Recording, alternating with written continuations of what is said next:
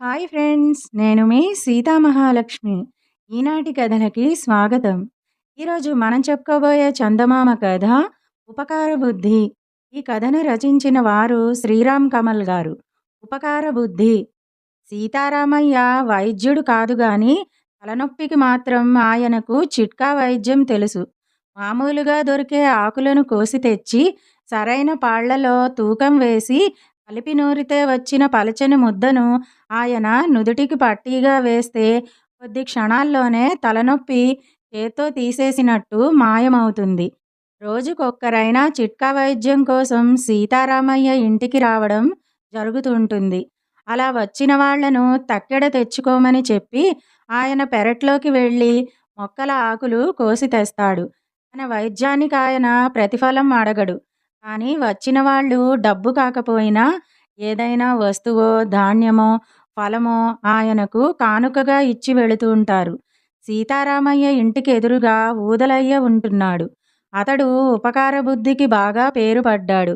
ఎవరు సాయం అడిగినా తనకున్నంతలో లేదనకుండా ఇస్తాడు. ఊళ్ళో ఎవరింట వేడుక జరిగినా వెళ్ళి పని సాయం చేస్తాడు. ఊదలయ్యకు ఊరగాయల వ్యాపారం ఉంది.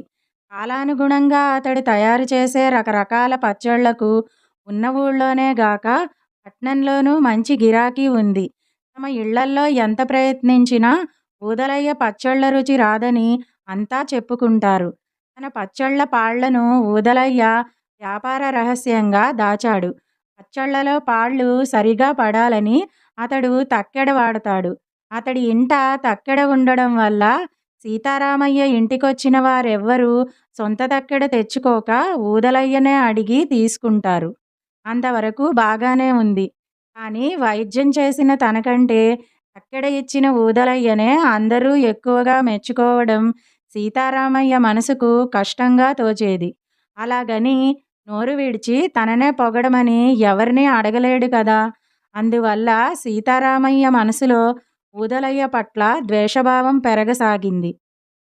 ఈ ఊదలయ్యకు అంత పేరు ఎందుకు వస్తున్నదని సీతారామయ్య కొంతకాలం పాటు అతణ్ణి ఎంతో శ్రద్ధగా గమనించి కొన్ని విషయాలు తెలుసుకున్నాడు. ఊదలయ్య ఎప్పుడూ నవ్వుతూ ఉంటాడు. దేనికి చిరాకు పడడు. ఎదుటివారిని పల్లెత్తు మాట అనడు. అయితే వ్యాపార విషయంలో మాత్రం చాలా ఖచ్చితంగా ఉంటాడు. తను చెప్పిన ధరకు పైసా తగ్గించడు. పచ్చళ్ళు అరువుగా ఇవ్వడు. అతడే సాయం చేసినా అవన్నీ డబ్బు ఖర్చులేనివే. ఉచితంగా సలహాలిస్తాడు.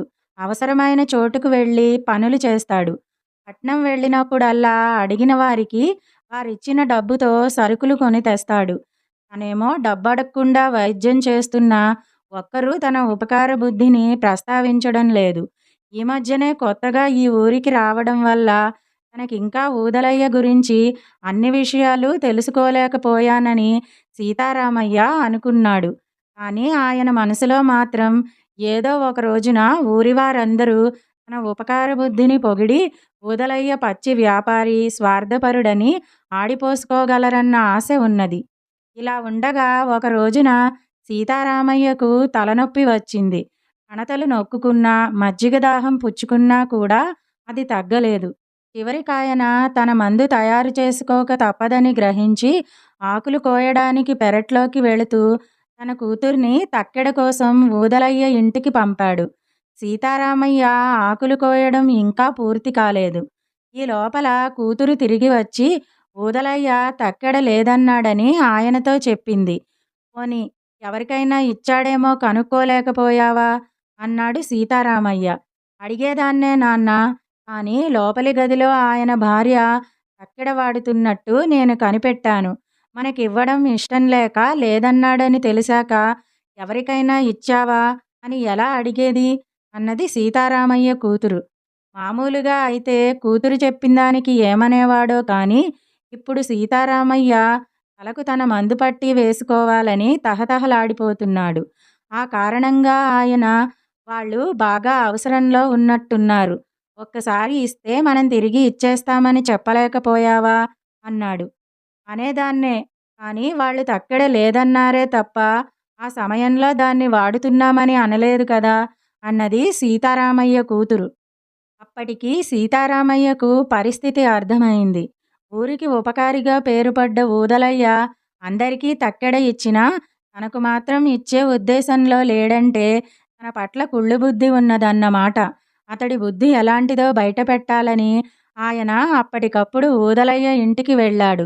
ఆ సమయంలో ఊదలయ్య తక్కెడతో ఏదో తూస్తూ, "రండి సీతారామయ్య గారు, కూరగాయల పని ఉన్నప్పుడు తక్కెడను మరే తూకానికి వాడం.